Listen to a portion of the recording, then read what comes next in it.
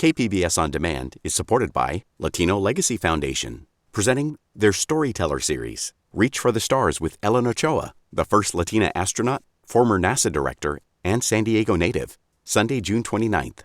More at latinolegacyfoundation.org. Good morning. I'm Annika Colbert. It's Thursday, June 2nd. The Task Force on Reparations report. More on that next, but first, let's do the headlines.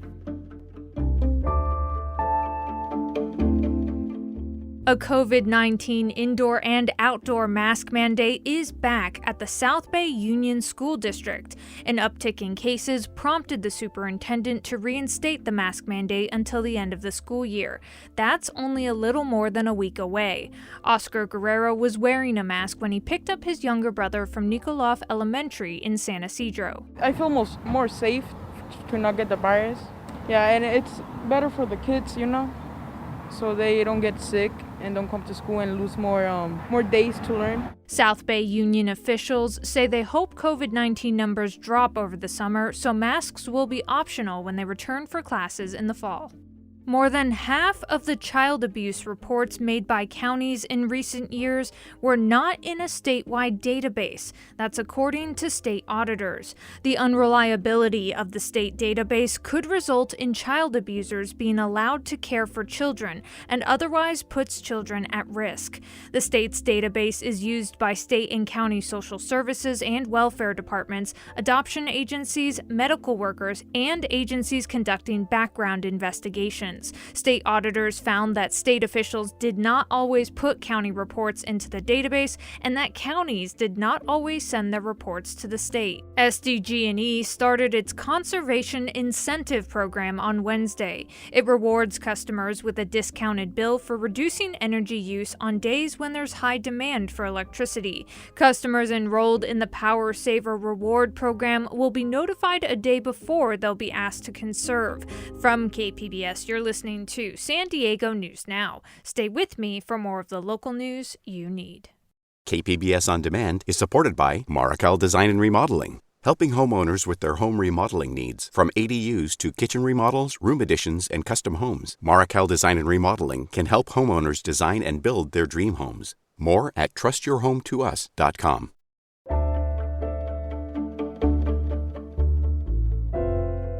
The first report from California's Reparations Task Force was released on Wednesday. KPBS Speak City Heights reporter Jacob Ayer has a look at the 500-page report and its recommendations. Support of slavery, segregation, and racial terror are just some of the harms perpetuated by the state, according to California's first-in-the-nation task force on reparations for African Americans. The report calls for action to address those wrongs. Task Force Chair Camila Moore says the recommendations include expanded voter registration, making it easier to hold violent police accountable, and improving Black neighborhoods. So in this first report, we're really just documenting the harms against the African American community.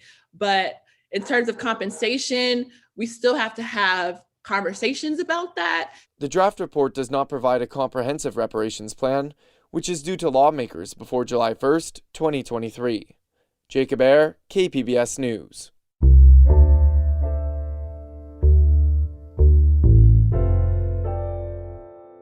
From homelessness to mental illness to law enforcement oversight, San Diego Mayor Todd Gloria is working on a number of the city's most serious and contentious issues. He spoke to KPBS Midday Edition host Maureen Cavanaugh yesterday. Here's that interview. Now, this year's regional count on homelessness found the population of unhoused people has grown in the city by about 9%. And this is after a 25% increase in shelter beds, a new outreach team sent out to provide support and services to homeless people. What else can the city do? I always want to encourage San Diegans to think about the point-in-time count as a fairly imperfect count. From my perspective, it's difficult to account for every unsheltered individual in just one night. That said, whatever the number is, we have to be doing all that we can to serve this population that has an impact on all of us. You know, this is not just the concern of the unsheltered individual. It's the concern of the business owners that are affected by encampments in front of their business, neighborhoods that are distressed by seeing very vulnerable people out on the streets. What the city needs to do is to continue to expand our street outreach efforts citywide, to grow the number of shelter beds that we have in our system in order to get people off the streets quickly, and then to grow the amount of permanent supportive housing we have in the community, because that's where folks who are in our shelters need to transition into a more stable environment. Beyond that, what can we do differently? One of the things I'm most encouraged about is the changes that are being recommended for behavioral health reform in the state. Conservatorship reform and Governor Newsom's Care Corps proposal, I think, would present significant new powerful tools that we could use to address some of the people that San Diegans are most concerned about. These are people who are seriously mentally ill, who are suffering with substance use disorder, and for whom we don't have terrific interventions currently. I think this would represent a significant change to the status quo that would help us to transition many more people off of our streets, people who are frankly destined to die on our streets if we don't make a different choice. I'm helping to lead that conversation, working in tandem with Governor Newsom and Senator Susan Eggman, and I'm hopeful, in fact, I'm optimistic that we can actually get this done this legislative year. Mayor, there's also another aspect of how the city deals with people with mental health issues. Earlier this year, a San Diego police officer was involved in the shooting death of Yan Lee, a woman who was likely suffering a mental health issue. How is the city working to stop these deadly police interactions? We've partnered with the County of San Diego to participate in their mobile crisis response teams. This is a new tool that has not been previously available to our city, and we're making use of that. We continue to have the psychological emergency response teams, and we're doing what we can to recruit and retain high-quality police officers and train them in things like slowing down and trying to take the situation and intervene the best way possible. There are certainly instances where we have concerns, and those situations are investigated and reported upon. But in these situations where we have folks who are attacking officers or creating to situations, and we have to have a response. My hope is that we can always do it the best that we can, but often in these situations, we're presented with urgent situations where we need to take action, and we may not always get it right. I think our commitment is to make sure that we're transparent when those situations happen, that we disclose that to the public, and we hold folks accountable if they didn't follow priorities and policies. We are close to finishing the implementation of the Citizens Review Board, independent review board that voters approved back in 2020. My hope is that we can have that in place so that you have that independent review for these situations, and so the public can have confidence that when mistakes are made, that those are looked at closely, and that accountability is had when it's appropriate. I've been speaking with San Diego Mayor Todd Gloria. And Mayor Gloria, thank you so much for your time. My pleasure, Maureen. Thank you. And that was KPBS's Maureen Cavanaugh. Coming up, the skyrocketing housing market is just one more crisis for San Diego County's childcare providers. We'll have that story and more next, just after the break.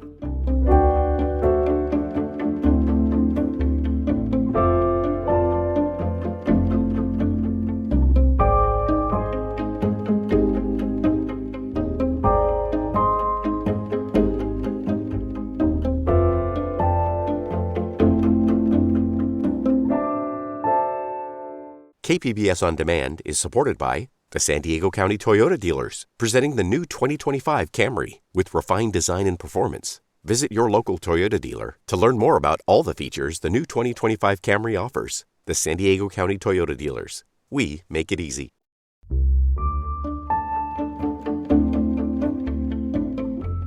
East County Water Districts broke ground on Wednesday on a new water recycling plant. They say it'll provide 11.5 million gallons of purified wastewater a day.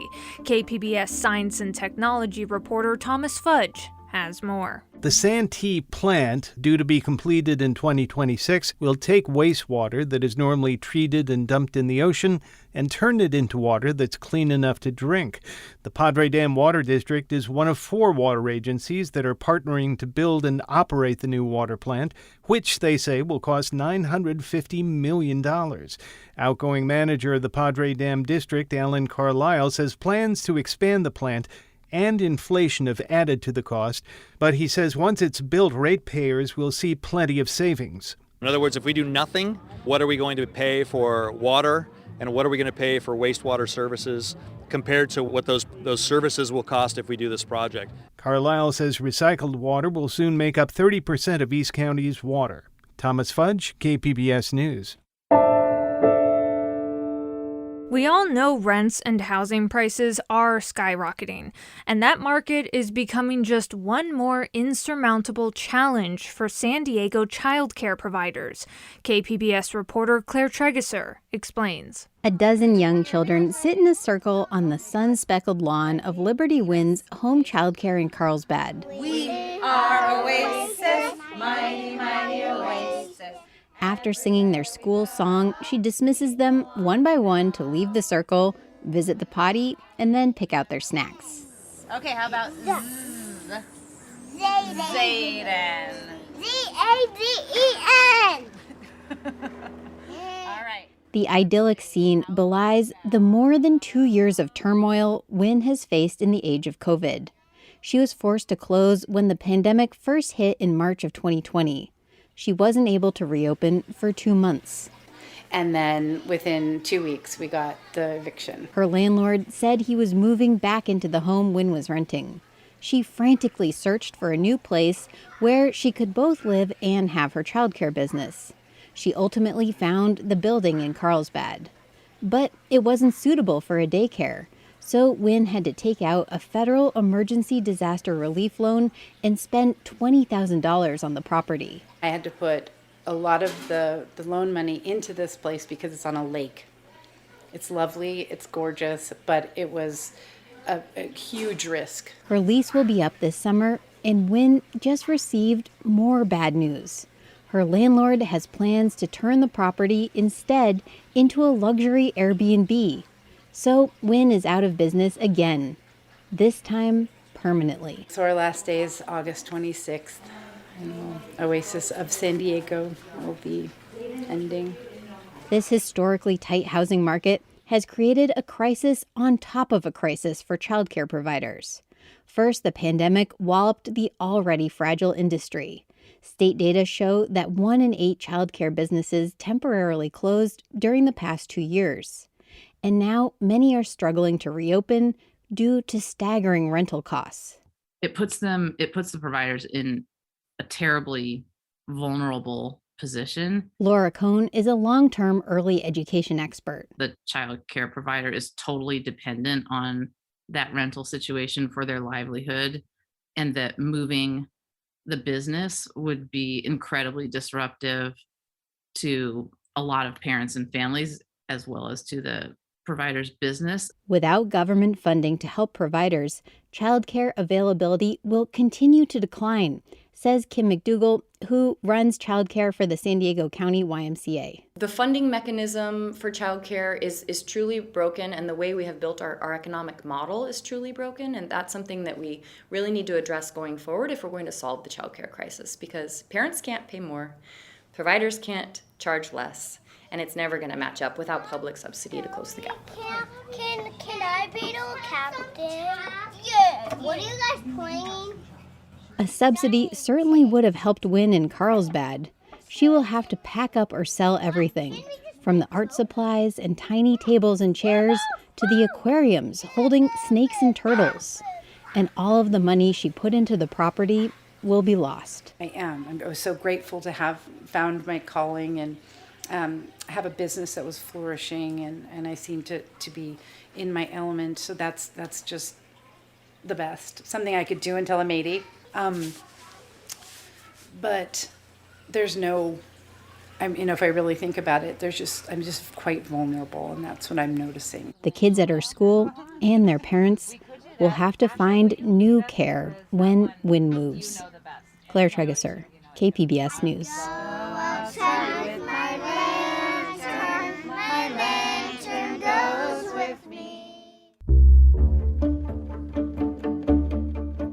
And that's it for the podcast today. As always, you can find more San Diego news online at kpbs.org.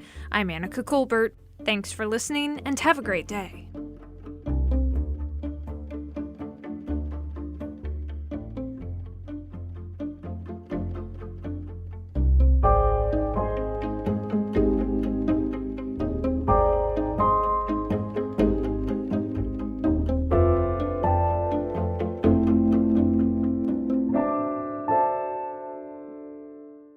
KPBS On Demand is supported by Paint Care, offering households and businesses in California more than 800 leftover paint drop-off sites for recycling. Quantities of 100-plus gallons of paint may qualify for a large volume pickup. Learn more at paintcare.org.